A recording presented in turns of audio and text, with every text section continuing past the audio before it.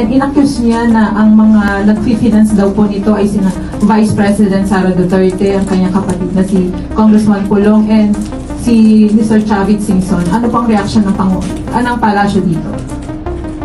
Ito po ay napansin na po ng AFP at nabanggit nga rin po ang mga pangalang katulad ni General Pokis, General Orlando De Leon, at saka si Mayor Benji Magalong.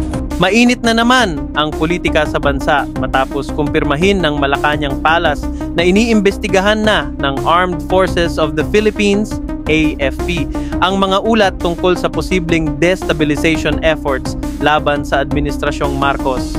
Although for confirmation.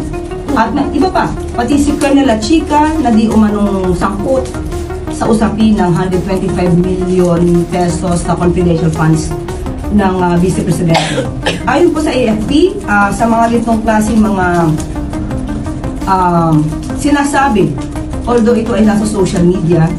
Ayon kay Communications Undersecretary Claire Castro, kasalukuyang bine-verify ng AFP ang mga aligasyong may mga grupo o personalidad na nagbabalak umanong pabagsakin ang gobyerno. At sa kanila po, ito po ay ibinibigay na rin po sa kanilang intelligence community. Iminomonitor, inaalam ang katotohanan. Hindi na po ibig sabihin na nasabi sa social media ito ay agad na dapat paniwalaan. So kailangan po nilang i-validate. At sa ngayon po, ayon sa AFP, ito po ay pinamomonitor at binigay na po nila sa intelligence community. Ayon sa ulat, ang isyong ito ay muling sumiklab matapos ilabas ni broadcaster Montulfo ang di umano'y listahan ng mga personalidad na kasali sa planong pagpapatalsik kay Pangulong Bongbong Marcos. Kabilang sa mga pangalan sa listahan ang ilang dating general at si Baguio City Mayor Benjamin Magalong.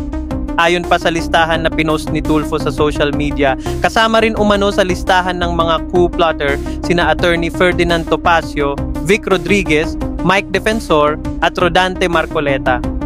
Ang mas matindi pa, mga Duterte overlords ang di umano'y financier ng nasabing ouster plot, kabilang sina Vice President Sara Duterte, Davao Congressman Pulong Duterte at dating Ilocos Sur Governor Chavit Singson. Ang impormasyon na ito ay unang binulgar din ng isang pro-Marcos vlogger na tinawag pa ang nasabing plano ng mga DDS bilang Oplan bag on the go. Sinasabing talagang merong pagpaplano ng ginagawa para pabagsakin ang ating Pangulong Bongbong Marcos. Kung talagang totoo ang ating source, no, ang tawag nila sa kanilang operation sa November 16 to 18 ay bag on the go. Yan po ang code name, bag on the go, no? Ang intel na to ay galing mismo, no, sa mga kasama sa nagpaplano para pabagsakin ang ating Pangulong Bongbong Marcos. Habang patuloy ang beripikasyon ng AFP, marami ang nagtatanong kung totoo bang may kumikilos na laban kay Marcos o isa lamang itong propaganda war sa gitna ng lumalalang hidwaan ng Marcos at Duterte camps.